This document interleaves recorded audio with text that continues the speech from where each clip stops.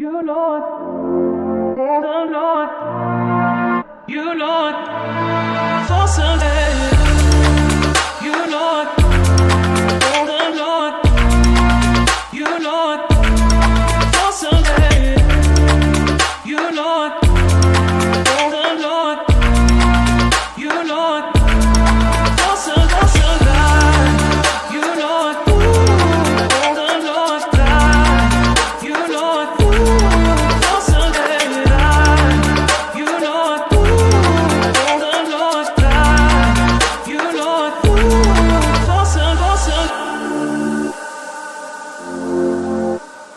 you Lord, for Sunday. You Lord, the Lord, you Lord, for Sunday. You Lord, the Lord, you Lord, for Sunday. You Lord, the Lord, you Lord, for Sunday. You Lord, the Lord, you Lord, for Sunday. All right, open the door. Hey. This time Hey. it came right on. Yeah. Welcome to Frontline Manor. I'm your host, Kevin Stewart, Mr. Durant. If you did not know, bringing your questions straight to the source. We don't have no questions tonight, but I am bringing you the source of all the answers. And tonight we have Mayor Harvey with us again. What's Hey. going on? Good to see you, Man, as always. yeah, I enjoy this time of the month. That's weird to say, but I enjoy this time of the month because I get to learn more. I learned so much from you. It's ridiculous. It is ridiculous. I know more about city operations than I ever wanted to know in my entire life. So enough of that. Let's jump into it, and I want to get to the first thing. Let's talk about the TML Policy Summit. Tell us about that. All right, so we are gearing up for, all the cities are gearing up for our annual conference. Okay. And it's in October, but prior to that, anytime there's a legislative session, we have our policy summit. And this is where every city in Texas has the opportunity to submit requests for Texas Municipal League to advocate for policies, try to get policies created, policies changed, policies removed, or to have them prevent policies from being passed. And so every city works on their resolutions and their language, and they get that done by August. And they send it in, and then TML elects delegates from all over Texas to come to a summit sometime between August and September. Right. And we kind of review all the policies and narrow stuff down. And then in October, we present the final list or negotiate additional languages for the policy request and talk about and make a decision on which policies TML is going to advocate for, stay silent on, or like pull the whole team together to try to get it passed, that kind of stuff. And so it's time for that. And we just passed ours on last week. Okay. And it's centered around several principles that we've been kind of pushing. Our legislative agenda has been building for the last few years, centered around like affordability, support for public education, higher education, workforce development, affordable child care, water, wastewater infrastructure, and many other things, fairness and access to sales taxes, and anything that's preemptive that comes to block cities from doing things. Okay. You know, we're requesting that we work against those types of things, and then anything that's going to impact city finance or kind of healthcare, those kinds of things. Either helping healthcare, we're for those things. Anything that's blocking healthcare, we're against it. And then, of course, more incentives so that we can bring more jobs to the area. Okay. So that's pretty much that policy. Every year they request certain people to be a part of the process, and so this will be my, I think, I don't know, fourth time being a delegate on it. So Looking forward to it. Wow, man. Yep. And I still say, I don't know how you have time for it all. I told And you. you work a full time job. And I work a full time job. Oh, man. You must be Yep. half Jamaican. Nah. No, I mean it's like I said, I think when you're supposed to be doing something, God always make things Mm, available for you. So that's pretty much what I try to do. I think the more the community works together, all the mm. key stakeholders, things can get easier. If stakeholders aren't working together, then the balance kind of gets a little bit tougher. Okay. And so a lot of the key stakeholders in the area have been doing a good job of working really well. So it makes it easy to collaborate and get things done. All right. The heavy lifting goes away when everyone is on the same page. Yes, yes. If everybody pulling their weight, the Hmm. weight is a lot lighter. Yeah, Yes. Okay. Won't you, since we on this, let's talk about the upcoming elections. yeah, yeah. So this coming November, we have seat 2, 4, and 6 that are up, Right. and I know we have two incumbents running again. That's Councilwoman Ann Weir, place 2, and Councilwoman Wallace, place 4, Hmm. and they're running again. And I think the open seat is place 6, and that's Councilwoman Deja Hill. She's not running again, Okay. and so we anticipate a lot of folks trying to run in that space versus trying to run against someone who's been on council and knows all the information. Those are hard races to try to win against someone who's been sitting on council and knows everything. Okay. So for that open seat, Hmm. um, I want to make sure I get this right. Hmm. Anybody can run, long as they stay in the city limits, except for the certain areas in Correct. Maine that can't run. Got to be eligible to vote, Right. meet the age requirements Yes. that Texas sets, and then you have to have lived in the Manor proper area for I think a year or something like that. Oh, no, Yeah, that'll be simple. yeah, Break down what's required of a city council member. Like, yeah. okay, yeah, you running, Hmm. and now you elected. Now, what's expected of So I would say if you're going to be a city council person, you? Mm-hmm. you should have already been involved in learning and attending meetings and understanding where we're trying to go. Okay. Your goal, I would say, a good city council member has studied and they're going to run and they're going to be voted on, and it'll be like the council hasn't missed a beat Okay. because they've done their homework. A good council member understands the importance of working with other people on council, Mm-hmm. that you're not just going to come on and, you know, have this power to change stuff and wave a magic wand, or you're going to be able to, it's not about you and what you're trying to do for the people. It's about what we do for the city. Okay. And so I think anyone that's individualistic is will kind of not be the best fit. You have to give up the eyes for the we, and think about what's best for Maynard, not just the 4 to 5 people you talk to the most or that kind of thing. It's like you have to really know what the people are asking for, but also what's best Right. for the people, because we're not making decisions for today or tomorrow. We're making decisions for generations. And so you have to learn that and understand that and be willing to do what's best for the city and the residents now and tomorrow. And I think that's hard because most folks don't do that. Mm-hmm. Don't attend the meetings, aren't watching and studying the videos from the past meetings, aren't asking us questions, aren't reaching out, and so they have a thing that they don't like, and they are running because they want to address the thing they don't like. Right.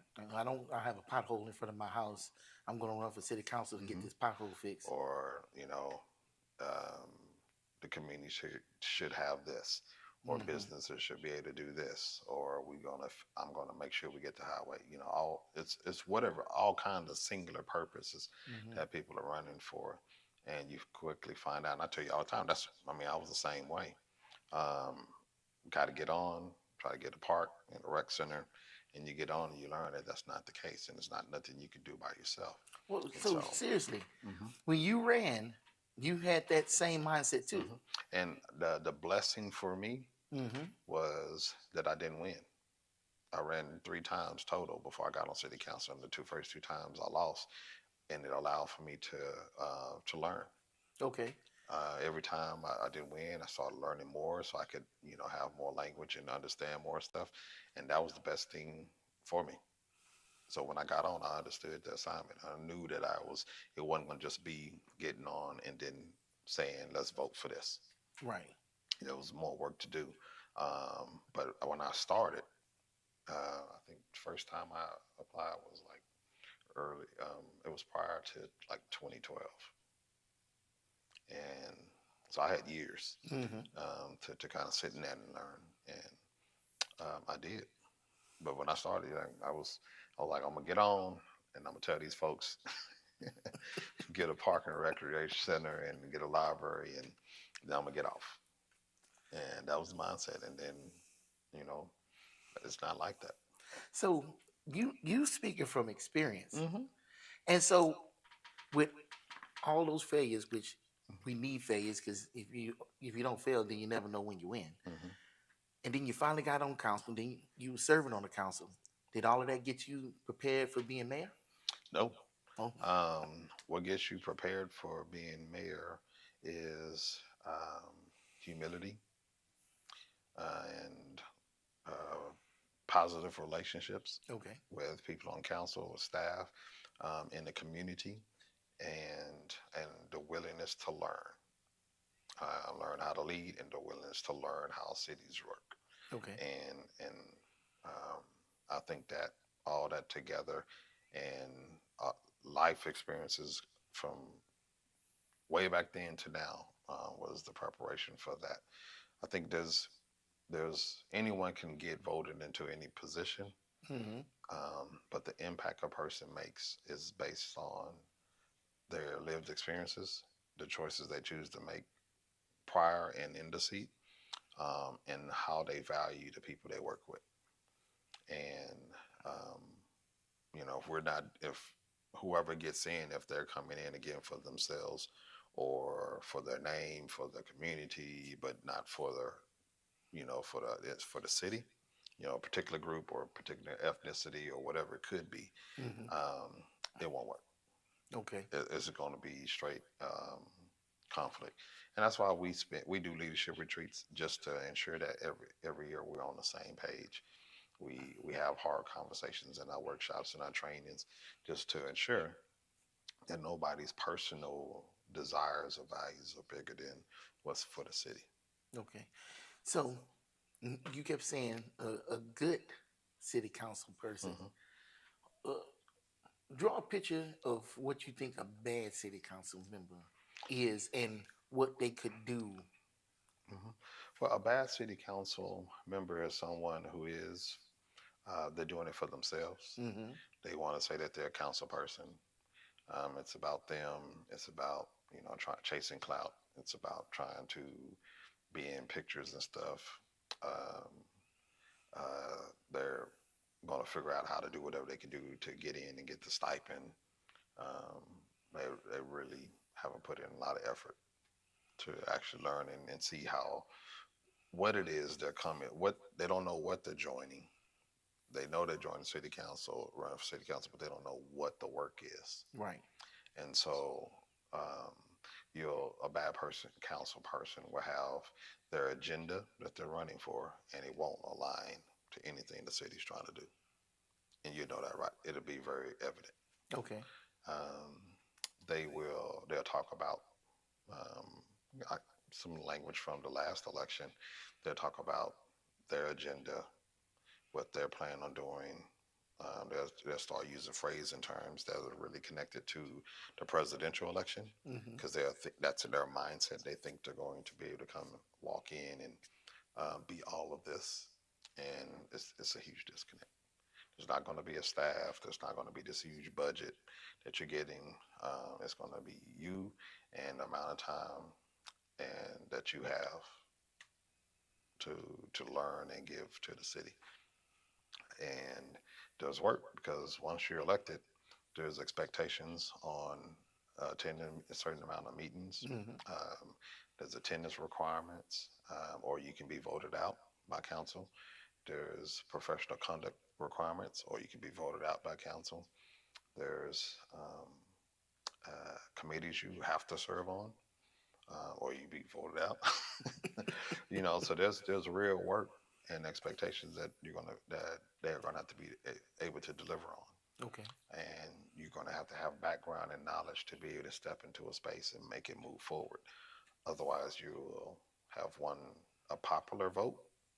Were able to generate enough people to vote for you in, but then do you have the intellectual capacity to learn something and then lead it? Mm. And that's the big question. Can you learn something and lead it? And how could a bad council person throw a monkey wrench in the works that's already being Just done? divide.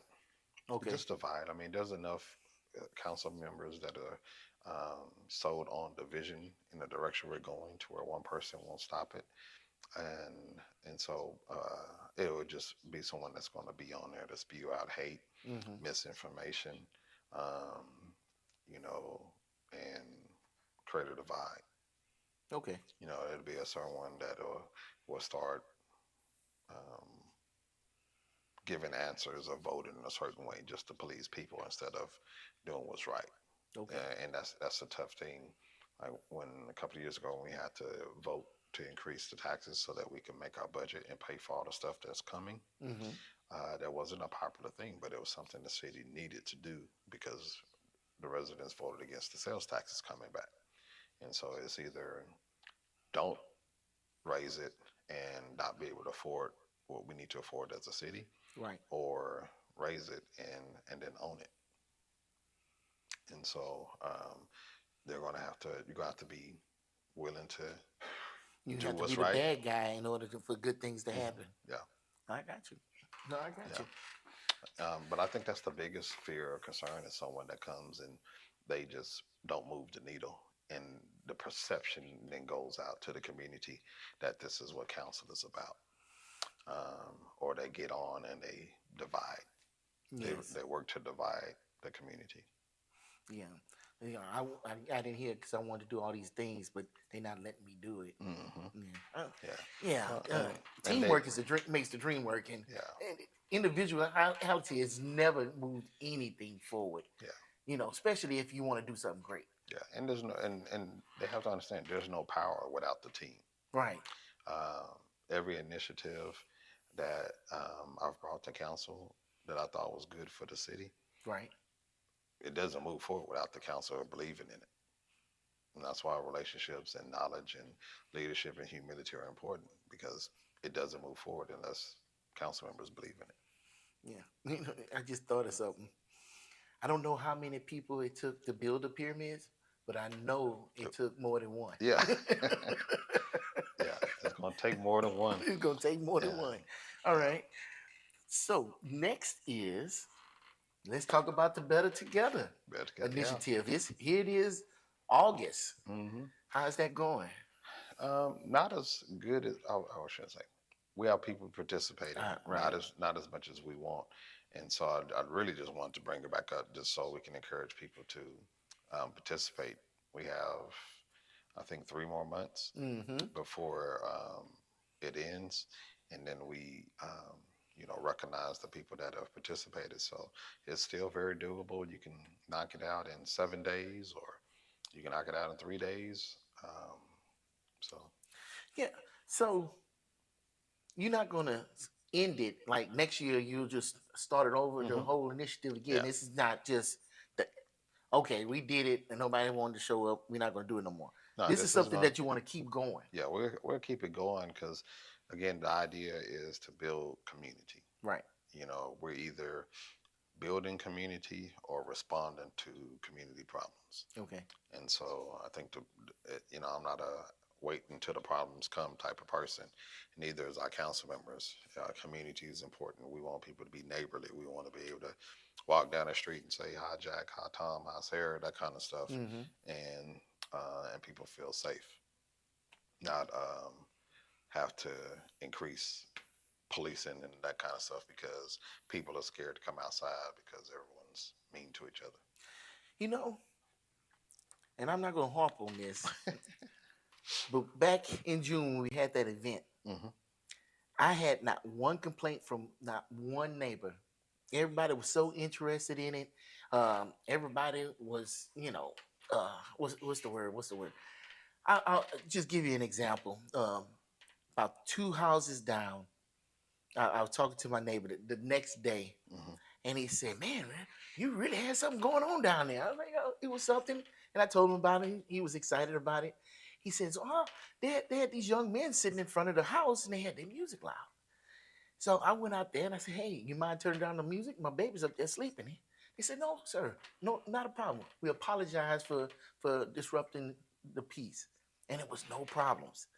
And it's like I feel so good Hmm. staying in this neighborhood because and the people that I associate with, that nobody caused problems and nobody caused problems. Meaning somebody could have easily picked up their phone Hmm. and we'd have had a street full of laws. Yeah. But they didn't. And it's like, and it's not that people were minding their business, it's just they didn't see a problem, so they didn't need to cause any problem. And the people that came did the same. Hmm. So yes, I agree with you. Hmm.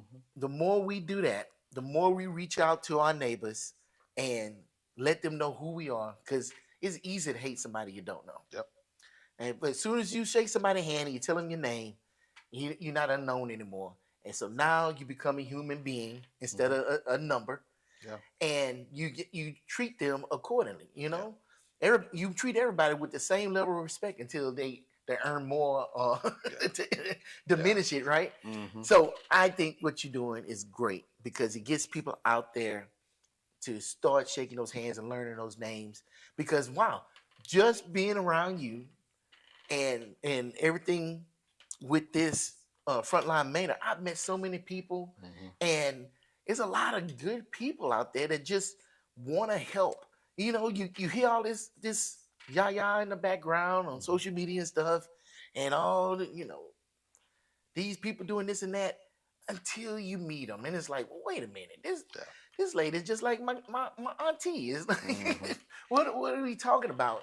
Yeah. And then you start listening to what they have to say. When I start listening to what you had to say, I was like, man, why would anybody be against anything you saying? Yeah. Well, and it takes some time for people to break down their walls. Yeah. There's every now and then I run into some of the people on Facebook Mm-hmm. that have said things in the past, Right. um, and then while they're enjoying some of the things that we've done in the city, Oh yeah, yeah, yeah. they introduce themselves, and I say, "Oh yeah," they said, and I don't. A lot of times I don't even remember. Like I don't make the connection. They invite the connection, and and so I just like, well, nice to meet you. Appreciate you engaging. Because Right. here's the thing: people got two choices. They can um, choose to get out and engage and do something about it, or they could just stay in their silos and complain and just overall and create a negative environment. Right. And so when they're on the Facebook and they're doing all that stuff, and then they choose to actually come out and interact, it's a way for, I believe it helps to chisel away at that wall of whatever it is. Sometimes it's an interaction that they think was harmful to them, or sometimes it's just they're just distrusting government for Right. all sorts of reasons, and we just get kind of lumped into that. And then when they keep having positive interactions, or they don't get the negative back that sometimes they give out, Mm-hmm. it starts to chisel away at them. That goodness and kindness can break away hatred Right. if you stay consistent with it. And so, You know what else chisels away at that? right. Results. Results, yeah, results, Results. results. I mean, and Boy, you know how many friends you gonna make when 290 get fixed? Boy, they might have a big old statue of you right there in the middle of that doggone freeway. It'd have You- to it'd have to be a statue of seven because it well, takes all of us. just like Yeah. that what is that World War II memorial where the Hmm. guys is lined up. Yeah. That's gonna be y'all, and y'all gonna be directing traffic. That's Yeah. good stuff. Oh, I love it. Well, and I think, um, I'm looking forward to this month and next month because we'll be kicking off that 290 corridor study Yes, with yes, TechStot, that's good. and that's going to be even better than what we've already done because now this study is not the city of Maine are pushing the work. This is actually the state of Texas pushing the work, and the state of Texas is saying, you know what? In my personal belief, they're looking at this and they say, you know what, Harvey, Manor, y'all right. We need to put some time and attention on 290, and they're coming to the table. They've the preliminary data and information they've been putting out Mm-hmm. is very spot on to what we've been saying. Johnson City to Houston is a major corridor. It's 11 million people. 36% of the state of Texas lives off of 290. That's a lot. That's a That's a third lot. of the state.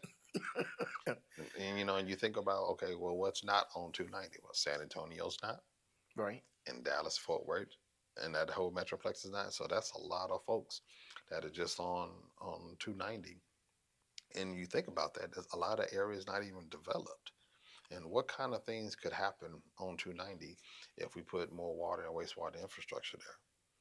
What is down that lane is a lot of farms. So if we really want to start investing in maintaining farms, well, invest in the infrastructure so they can be able to keep, have the things they need around them and subsidize the area so that farmers can be sustained, help get water and infrastructure Right. to them.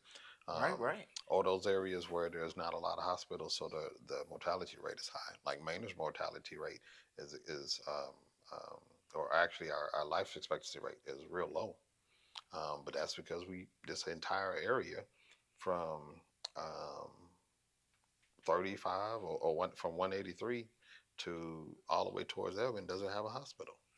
Oh, okay. And so the life expectancy rate is almost 20 years less than everybody else in the county. Just because we don't have availability Mhm. of hospitals and doctors. Yeah, but Okay. but those people don't build until they know that there's a highway infrastructure.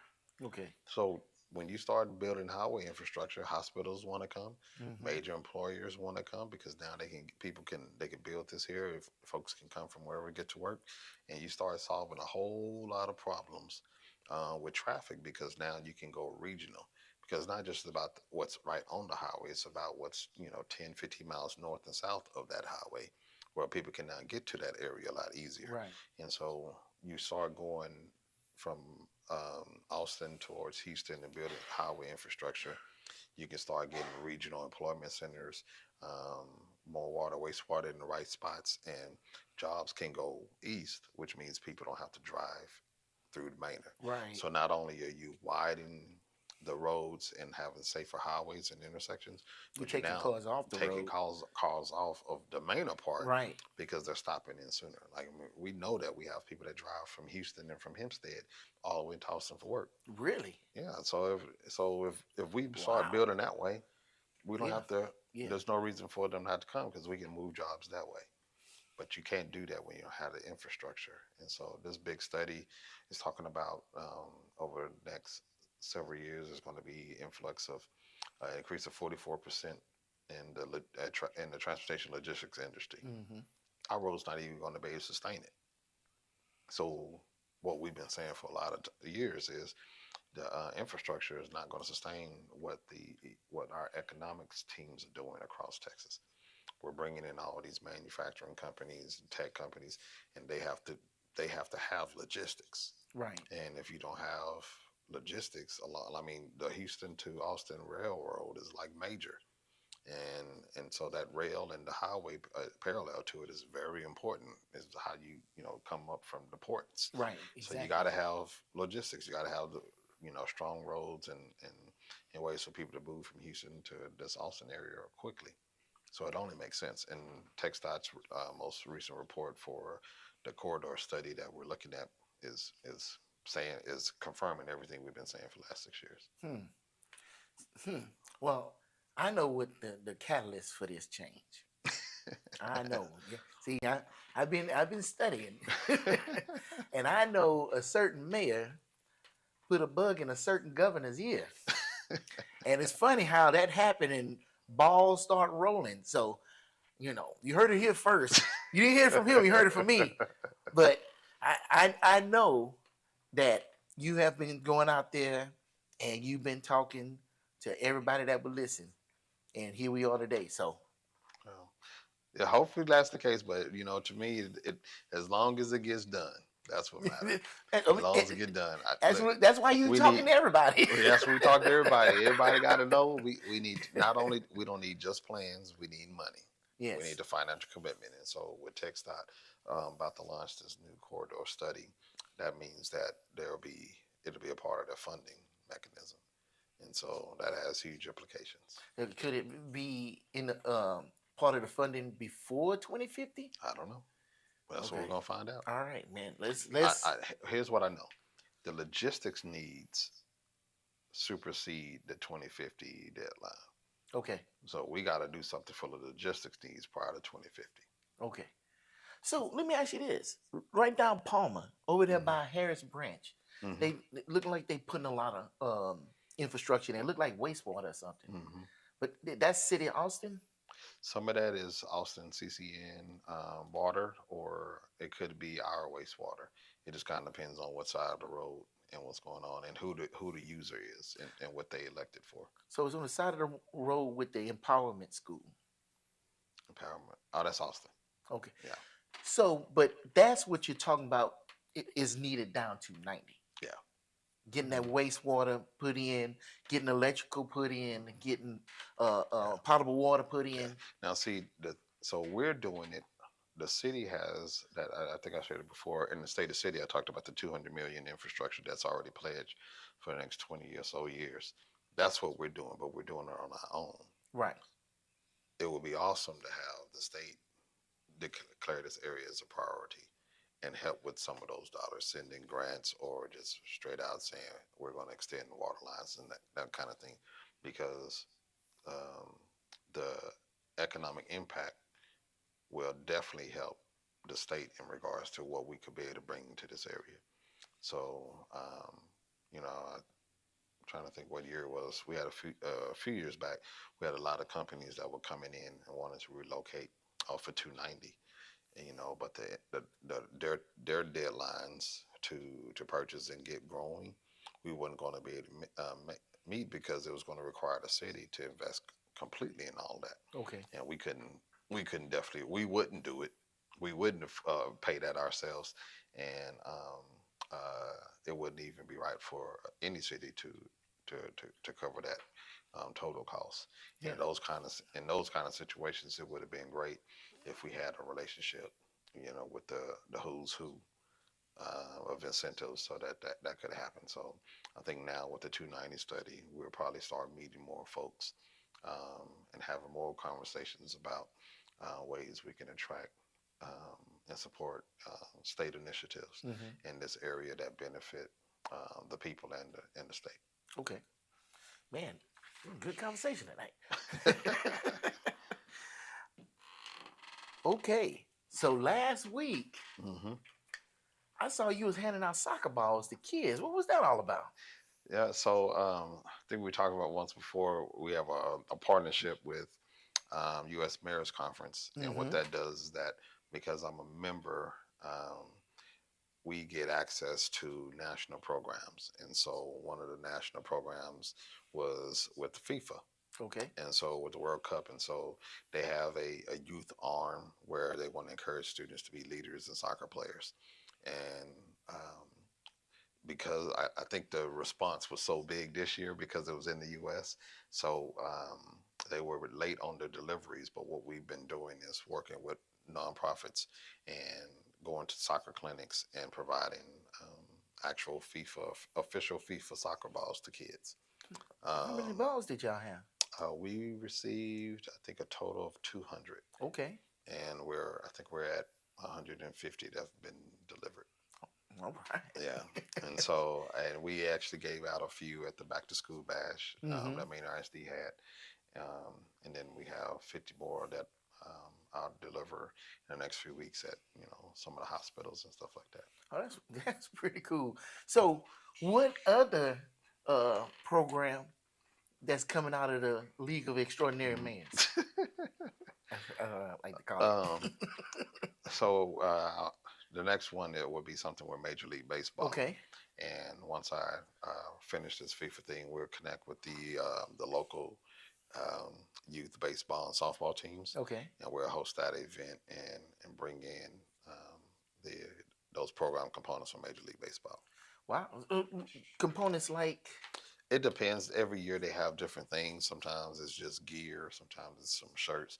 Sometimes it's gear, shirts, and baseball players that come in for a clinic, that kind of stuff. So it just kind of depends on what they have, what they've selected for the year. Okay. So, but the intention is to participate. I think that the Major League Baseball is annual, so our intentions is to do that annually.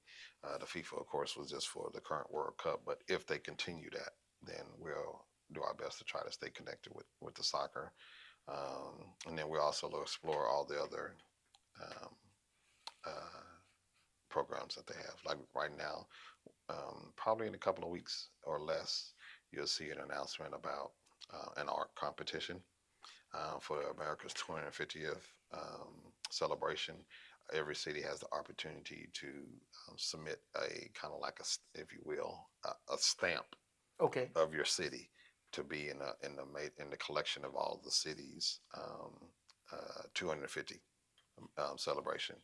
And wow, so, that's going to be a lot of stamps. Yeah. Well, I mean, I don't know how they're going to do it, but when I was at the last conference, some of the cities that already had done it, they had them kind of on display, and it was probably like about the size of this TV, but vertical. Mm-hmm.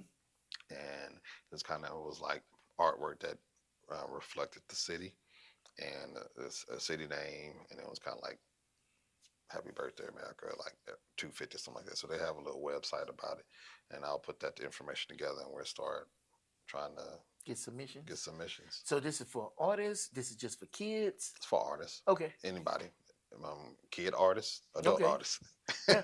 So it's for everybody. I just want to make sure because you don't want somebody to come up here and I'm going to paint the Mona Lisa, and it's a little kid competition. No, it's whatever we're going to propose, and so I have to work the details out with the city how we're going to get submissions. But in my mind, we have different groups here. We have an art council that runs the art park. So I could reach out to them and see if they're interested in participating and maybe screening artwork and giving us like the top whatever. Okay. Still kind of figuring out those details, but that's going to be the next kind of national program that we got from the Mayor's Conference. So it's already the 250th anniversary. Mm-hmm. So why is the competition so behind? Why wasn't it not before? Well, technically, what's our year? 1777. Well, that would be 1 year old because July 4th, 1776 is when we declared independence, right? Yeah, so I think they keep it going until 77. Okay, that's what they're doing. I think they go for 2 years. Is what the conference was saying. I think. Oh, the celebration. Yeah. Oh, I know. I didn't know that. Yeah. Okay. So, yeah. Is that right? Yeah. Something like that. Okay. Like I said, I don't have the details because 1776, and then it'll be. I think it ends in 27 at the next 4th of July. I'm not sure. Okay. So right now we're in the midst of the celebration. Yeah. Basically like a year-long celebration. Yeah. From July 4th to July 4th. Yeah. All right. Let's go to our next celebration, which is Meet Mayor Mondays. Mm-hmm. We got the next episode came out today. We are going to watch it together, and we are going to roll that beautiful bean footage right now. If you've ever turned on your faucet and seen brown water, don't panic. It's one of the most common questions we receive, and today we're explaining what causes it, when you should be concerned, and what you should do if it happens in your home. Welcome back to Meet Manor Mondays. Let's get into it.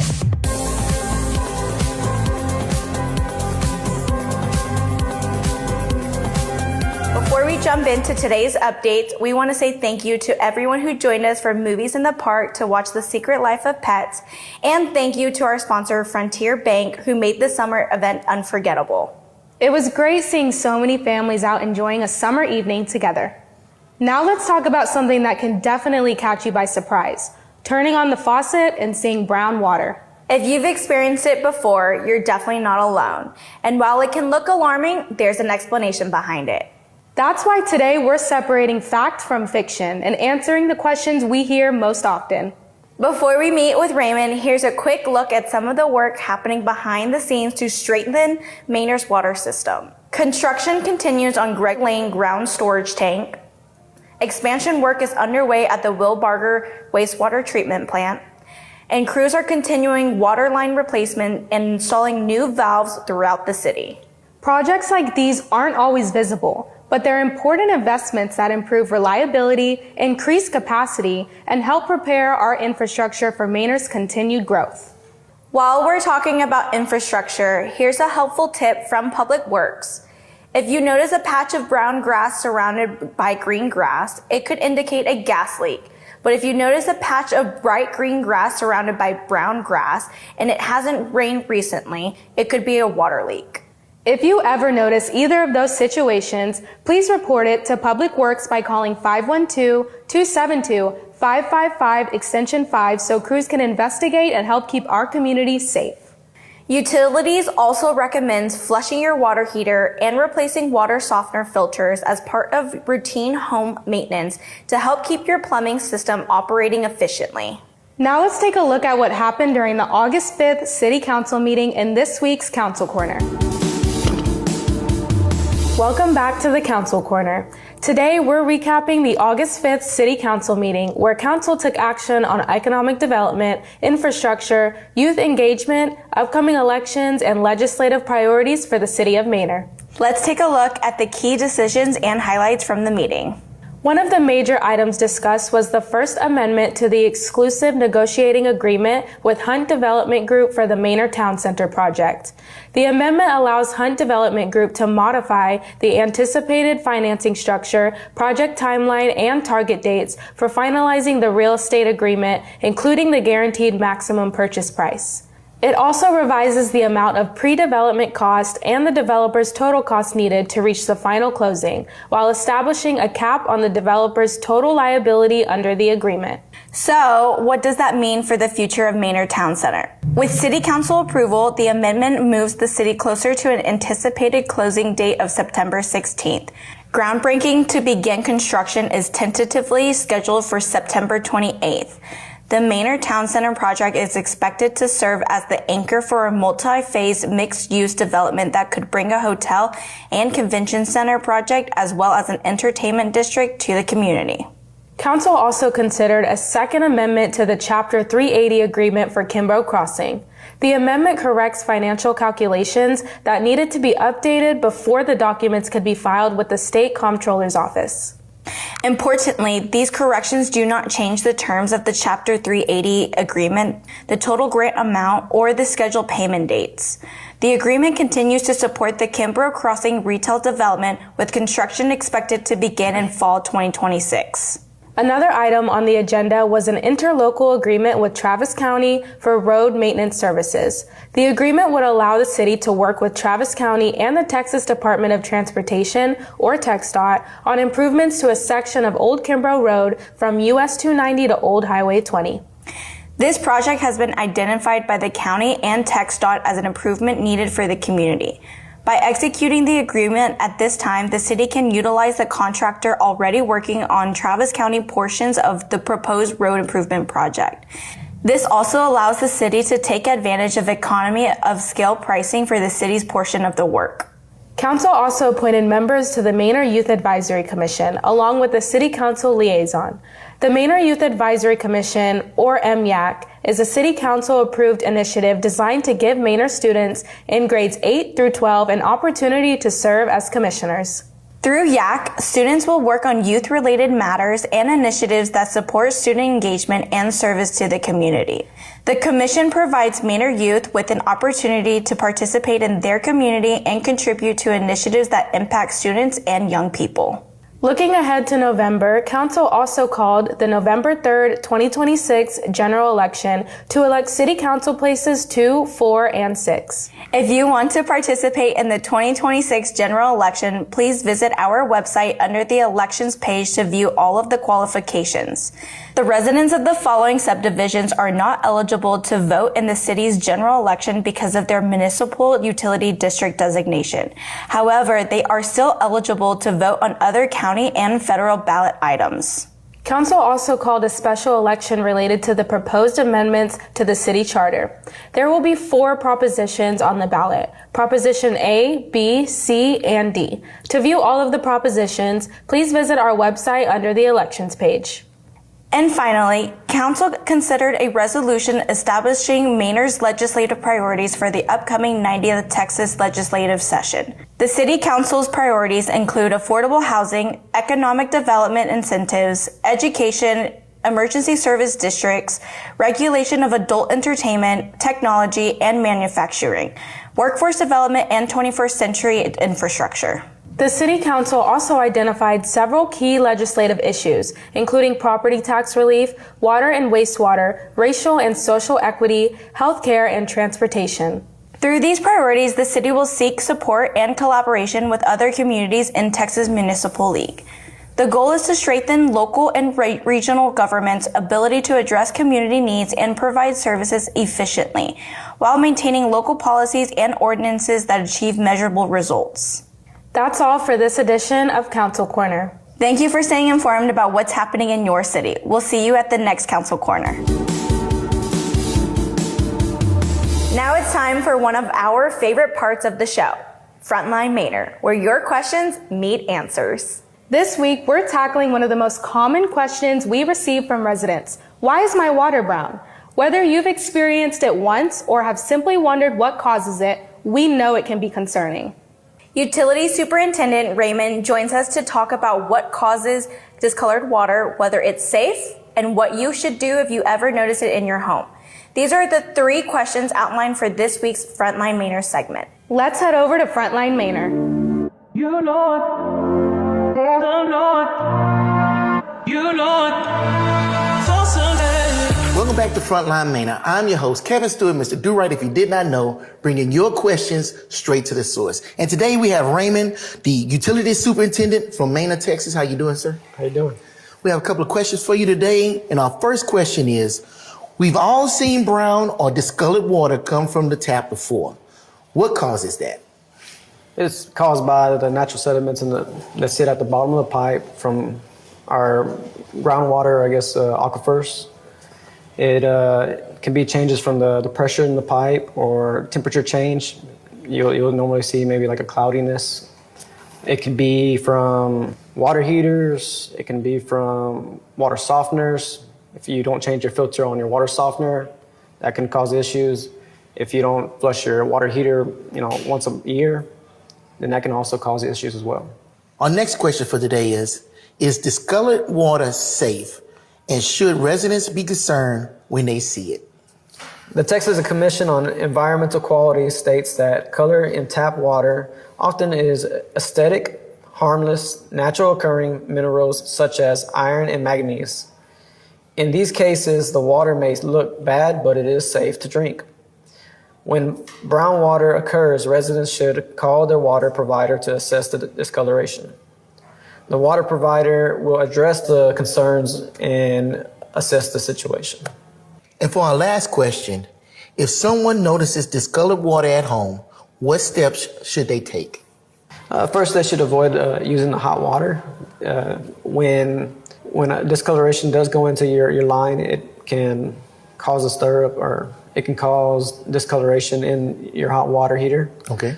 And it can stay in there for hours because it's already inside another tank. Next step you would like to do is you go outside and you flush your outside hose bit until it clears up. If there's still issues, you can call your operator or your water provider, and they can come out and assess the situation and determine if the water is still discolored, or do they need to do more investigation by flushing fire hydrants? Okay. And the bib outside is basically your faucets on the side of your house? Yes. Okay. Thank you, Mr. Raymond, for joining us today. Thank you also. This is Frontline Manor. I'm your host, Kevin Stewart, Mr. Do-Right if you did not know. And until next time, peace. You know it. The Lord. You know it. So someday. Before we wrap up today's episode, here's one final reminder for our Manor families. The first day of school is this Wednesday. We hope everyone has a safe, fun, and successful start to the new school year.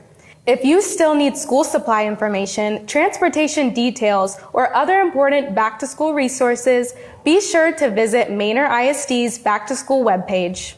That's all for this week's Meet Manor Mondays. From learning more about our water system to staying up to date on the projects happening across Manor, we hope today's episode answered a few of your questions and gave you a better look at the work happening behind the scenes every day. If you found this episode helpful, be sure to share it with a friend or neighbor. Chances are they've wondered about brown water too. And if you have a question you'd like us to answer in a future Frontline Manor, we'd love to hear from you. Submit your questions, comments, and concerns at bit.ly/meetmanormondays, and we'll feature the right person on the series to address it. We'll see you next Monday with more updates from the City of Manor. Thanks for watching.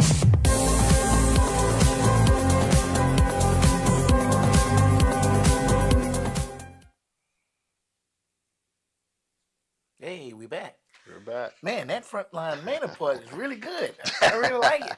Yeah. They say it's their favorite. Yeah. Any comments about that latest video? I mean, y'all are a good team. Y'all, it's getting better and better. I mean, it don't work us out of a job. Oh, no, I don't think it's going to work y'all out of a job.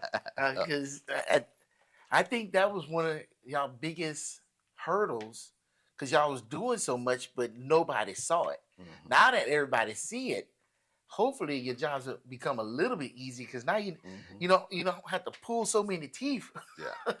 Yeah, I definitely like the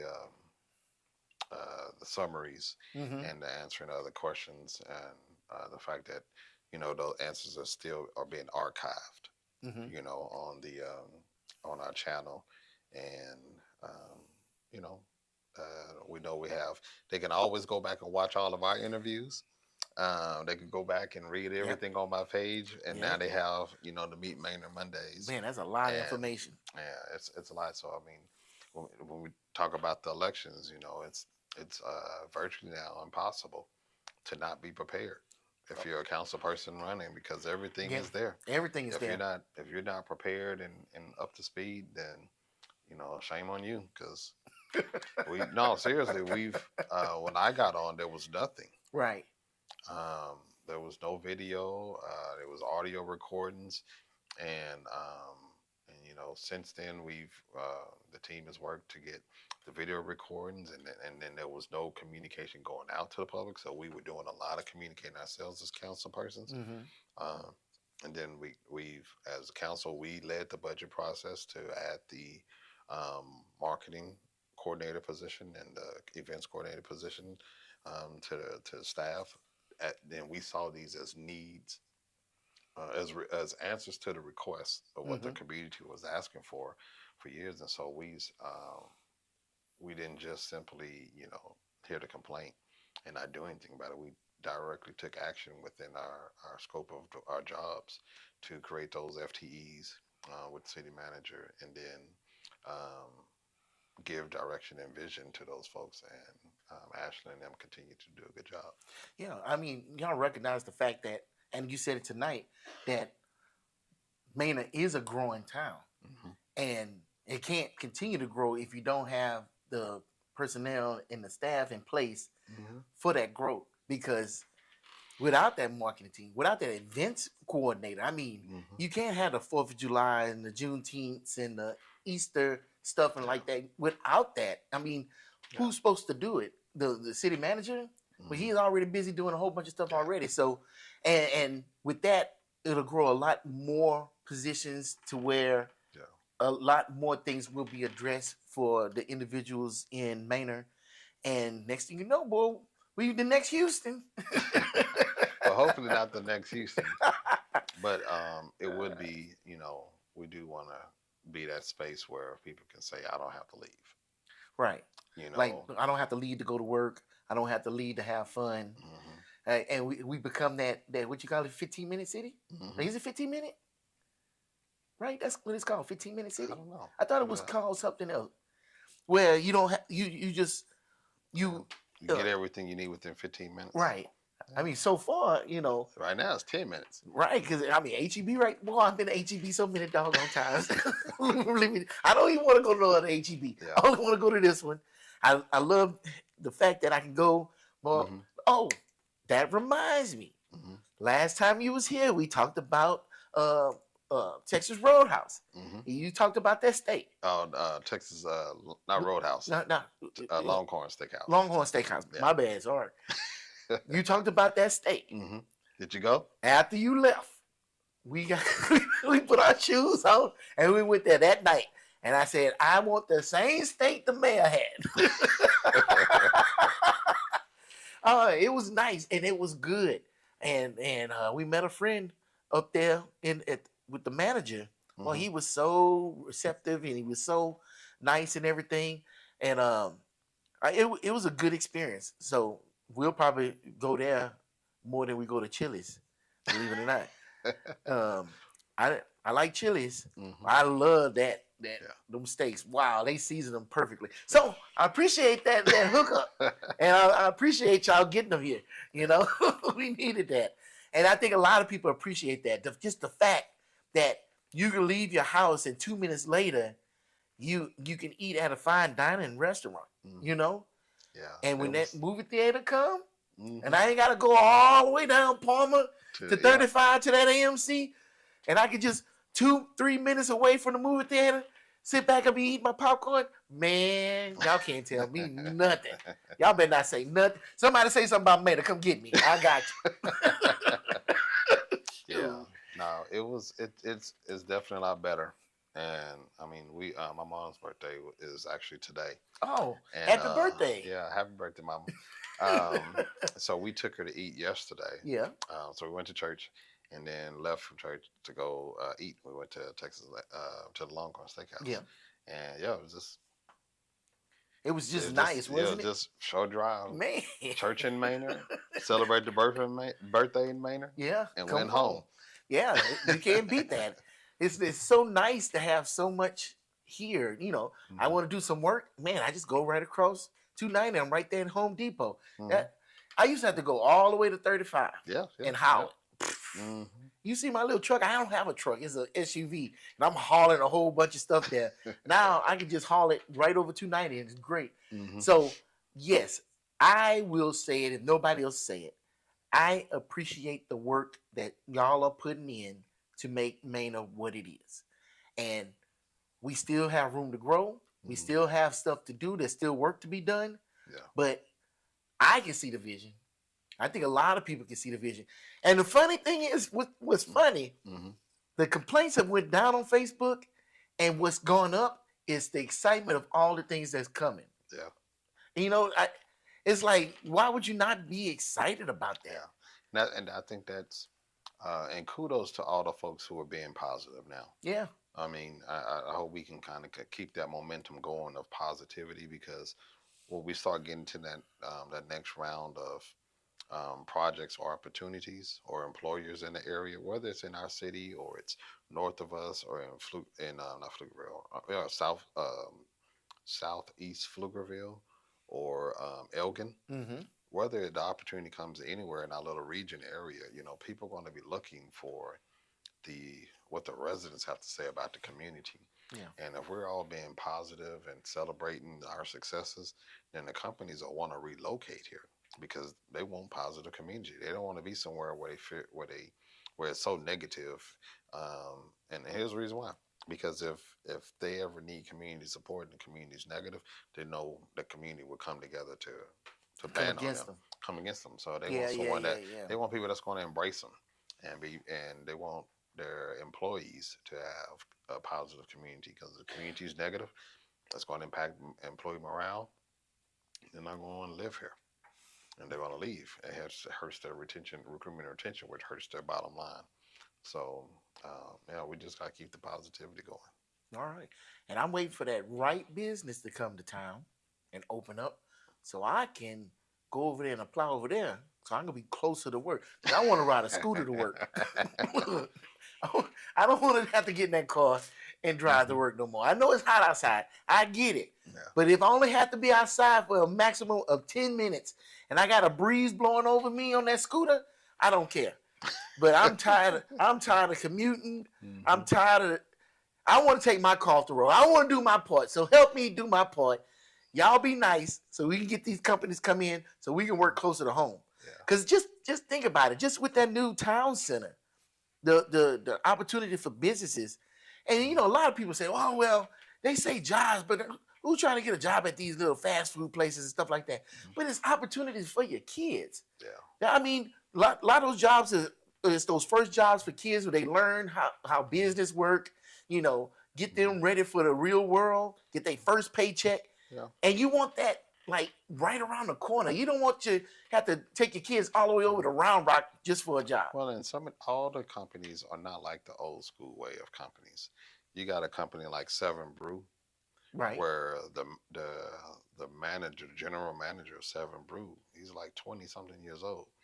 He got his first job there as a teen, graduated, and worked his way up, and they gave him a franchise in Manor. Gave him a franchise. Yeah. I mean, they appoint. I mean, I was gonna give it to him. He'd do whatever. But you know what I mean.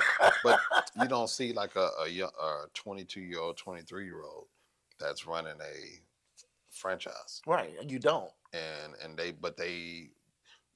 So you have these folks with different models now. They're looking at leadership. They're looking at how work ethic, and they're coaching the rest. And even the guy that's one of the managers over at the Chick-fil-A, they're coaching him.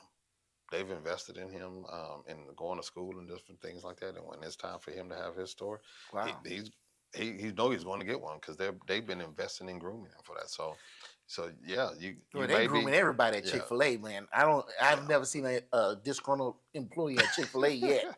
but you think about it, you get in and you're working a cash register 1 year, and then 5 years you own one. I know. Now, and that's something to look forward to. Yeah. You don't feel like you're in a dead-end job. Yeah. And that's the opportunities we want to see here, because when our kids get these jobs and they can see that it's more to it than just mopping floors and stuff. This is a roadway into a business. Yeah, it could take them anywhere. Yeah, it's just knowing the entrepreneur aspect of it and doing all these different grand openings. All of these companies have travel positions, and so you can, maybe you're just this, or you see yourself as just this person at the restaurant, but they have positions where they pay you to go all over the country to open restaurants. Oh wow! They put you up in an apartment or a hotel or whatever for several weeks or months when they're open to different restaurants, and you just go and you help set the restaurant up, or the fast food place up, and you do all the training, and you got all the people up and going, and then you come back to your spot, and then you do it again. And you can move up in just that field of training. They have a whole division of just training. So there's a whole lot more to it. I think sometimes we have limited knowledges because we're not in that industry. Right. What I've learned is every last one of those fast food restaurants, they have different arms and branches that you can become a part of. Real estate branch. Yes.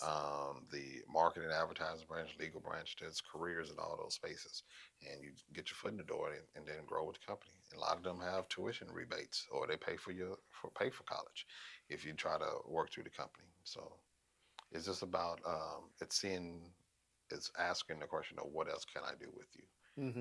I just got hired. I'm busting tables. What else can I do? Right. What are the career opportunities? Right. And sky's the limit really with a lot of these companies.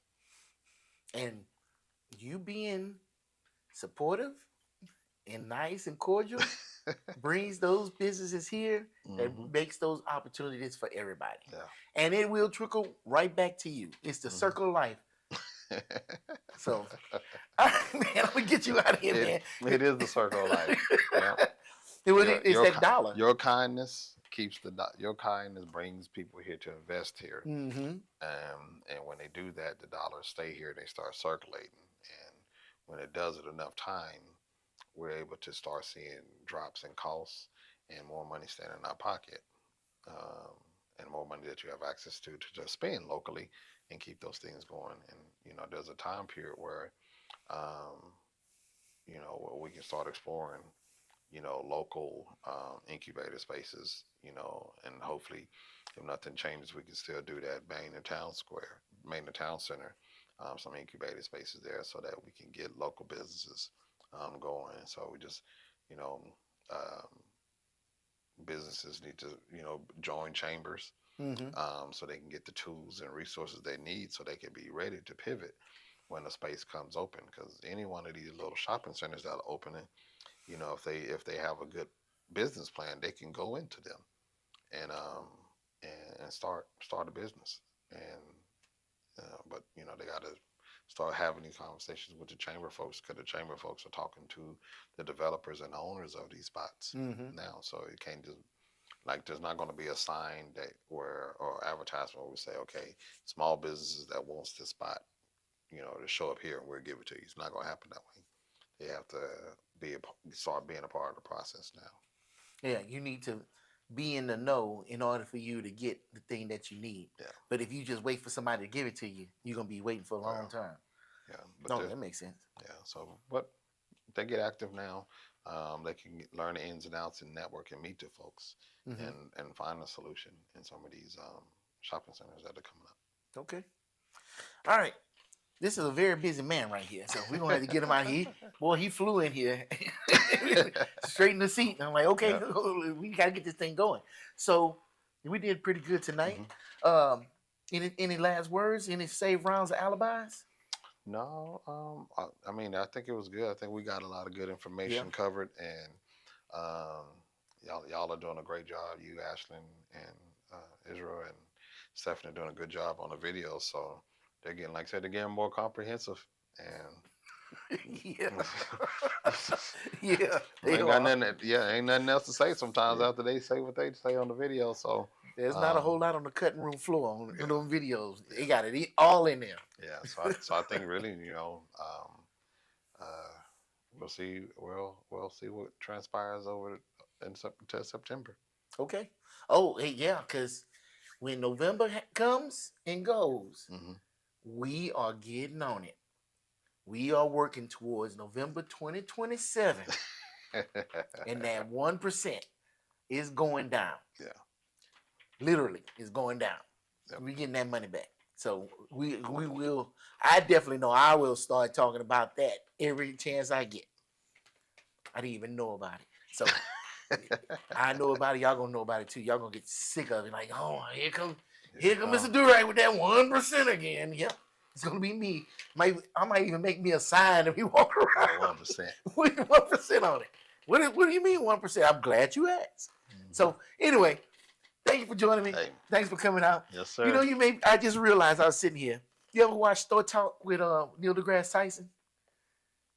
I've seen him before. Yeah. Yeah. And he has the comedian on the side of him, and I watch it. I'm like, why in the world does Neil have this guy on the side of him? And then I'm like, wait a minute, I'm that guy, you Neil. I guess sometimes you need that imbalance to make everything balanced. It's the way of the universe. Okay. So I appreciate y'all too, because y'all the third leg in this race we in. Because without y'all, we would be just talking to ourselves, and this would just be a vanity project. But we are seriously trying to put out information to make everybody's lives better here in Manor. And this is Frontline Manor. I'm your host, Kevin Stewart, Mr. Do-Right. If you did not know, this is Mayor Harvey. And until next time, peace. 2 and 2.